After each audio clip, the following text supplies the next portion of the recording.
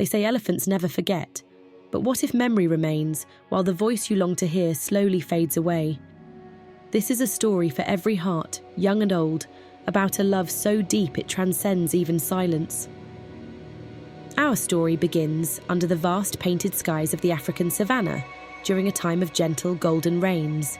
The earth, usually parched, drank deeply, turning soft and fragrant. It was in this tender new world that a baby elephant, small and full of wonder, took his first breath. His name was Tumo. The entire herd, a magnificent family of giants, gathered around him. Their massive bodies formed a living, breathing blanket of warmth and protection. Each rumble, each gentle touch, was a whisper of welcome into their ancient lineage. Tumo's mother, Maara, was a vision of grace and strength. She was the youngest daughter of the wise matriarch, her spirit as vast as the savannah itself. Maara had a special way of communicating, a deep, resonant hum that vibrated through the very ground. Elephants speak in low rumbles, often too deep for human ears to catch, but to Tumo, his mother's voice was the very heartbeat of the earth, a lullaby of love. From his very first wobbly step, Tumo was drawn to that sound. It was his compass, his comfort, his world. Through muddy puddles, across tall, whispering grasses, and even through cool, flowing rivers, Maara's call was his constant guide. It told him, "You are safe, little one. I am here." Her voice was a melody of reassurance, a gentle hum that calmed his fears and celebrated his joys. When he was playful, her rumbles echoed his delight. When he was tired, her soft vibrations lulled him to sleep. It was more than just sound.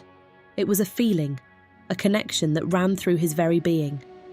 For years, Tumo thrived under this loving guidance. He grew strong and curious, a playful spirit always chasing butterflies or trumpeting playfully at startled birds. Yet, no matter how far his adventures took him, he never strayed far from Maara. Her voice, that unique, comforting hum, was his home. It was the anchor of his young life, a constant reminder of his mother's unwavering presence. Then, one harsh, dry season, a shadow fell upon their peaceful world. A loud, jarring sound tore through the savannah's natural symphony. It wasn't the familiar roar of a lion or the cracking of ancient branches. This was something foreign, something unnatural and terrifying. A helicopter, a monstrous metal bird, appeared in the sky. Then came sharp, deafening cracks, gunshots. Chaos erupted. The herd, usually so calm and majestic, scattered in panic. Dust rose like a thick, choking smoke, and the air filled with desperate, frightened calls. Tumo, just a few feet from Maara, stumbled. His small ears rang from the terrifying blasts, a painful echo of the violence. When he finally managed to stand again, dazed and trembling, the world around him had fallen into an eerie, profound silence. The herd had escaped, and Maara was right beside him, her trunk gently nudging him. But Tumo couldn't hear. At first, they all hoped it was just a temporary shock, a ringing that would soon fade. But days bled into weeks, and the silence remained. Maara rumbled, her deep calls filled with a desperate tenderness. She called to him gently, lovingly, but Tumo no longer responded to her voice. He looked at her eyes, her feet, her movements, trying to understand. But the comforting vibration of her voice, the sound that had been his world, was gone. He had gone deaf. In a world where every rustle of grass, every distant roar, every warning trumpet is crucial for survival, that silence was a heavy, terrifying burden. It was a silence that separated him from his family, from the very rhythm of life. Tumo began to drift. His playful spirit dimmed. He stopped chasing butterflies, stopped trumpeting at birds. He no longer followed the herd with the same joyful abandon. Even when Maara nuzzled him, her trunk a soft caress, he would look away. Not in anger, but in profound confusion. Without her voice, he couldn't understand her anymore. The connection, once so vibrant, felt broken. Maara tried everything. She stomped familiar patterns in the earth, hoping the vibrations would reach him. She rubbed her trunk along his back, a silent plea for connection. But she could not give him back what he had lost. And slowly, Heartbreakingly, Tumo stopped listening for what would never come. He began to wander alone, not far, but far enough to feel isolated. He watched the others from a distance, mimicking their movements, learning through sight, not sound. He became a silent observer, a shadow of his former self. And Maara, his devoted mother, followed from behind. Always near, always watching, always quiet now. Her heart ached with a love that had no voice. This was a profound lesson for the herd and for us.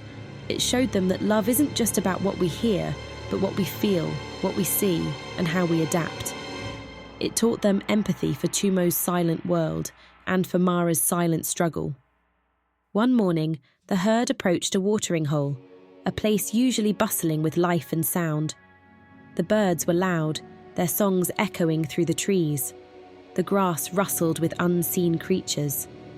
But Tumo, lost in his silent world, didn't react to the sounds of danger. He walked forward, unaware of the predator waiting, hidden in the tall reeds. A lioness, sleek and deadly, pounced. The herd trumpeted in alarm, a cacophony of warning, but Tumo didn't hear. Just as the lion's claws grazed his back, a blur of grey thundered between them. It was Maara. She charged with a force born of pure, desperate love. She roared, a primal sound of fury and protection, though her son couldn't hear it. She stood over him, a magnificent shield, though he couldn't feel the vibrations of her voice. And in that moment, something profound shifted. Tumo looked up, not to her mouth, but directly into her eyes. He saw everything there, the raw fear, the boundless love, the desperate plea for him to understand. And he did understand, not through sound, but through presence, through the fierce, unwavering love shining in his mother's gaze. From that day on, Tumo stayed close, not because he could hear his mother, but because he had learned to see her, to feel her in new and profound ways. He understood that love wasn't just a sound, it was a feeling, a presence, a silent promise. Maara, too, adapted. She no longer called him through rumbles, but through rhythm. She stomped familiar patterns in the earth, a silent language only they shared. She brushed against certain trees, leaving a scent trail for him to follow. And Tumo, with a newfound understanding, responded. He learned to read her movements, her expressions, the subtle shifts in her body language. Together they rewrote their bond. It wasn't about returning to the way things were, but about embracing the way things could still be. Their love, resilient and true, found a new voice in silence. It was a testament to the unbreakable bond between a mother and her child, a bond that transcends all obstacles. Because love, dear friends, always finds a way to be heard, even in silence. This story of Tumo and Maara reminds us that true connection isn't always about words or sounds. It's about presence, understanding, and the unwavering commitment to those we hold dear. To anyone who's ever felt a loss of connection, through distance, through time, through tragedy, or even through a simple misunderstanding, remember this. Even when voices fade, presence remains. And sometimes, the quiet teaches us how to truly listen, not just with our ears, but with our hearts. It teaches us empathy for those who experience the world differently, and the importance of protecting the precious creatures who share our planet. If this heartwarming story touched your heart, if it made you think about the silent languages of love in your own life, please share your thoughts in the comments below. Perhaps you've had a moment where someone you love stopped hearing you, or maybe you've had to find new ways to stay close. Like this video if you believe that love isn't only spoken, but deeply felt. And subscribe for more true stories that awaken the soul, inspire compassion, and remind us of the incredible power of connection. May you always find your way back to the ones who matter, even when the world goes quiet. And may the silence speak volumes.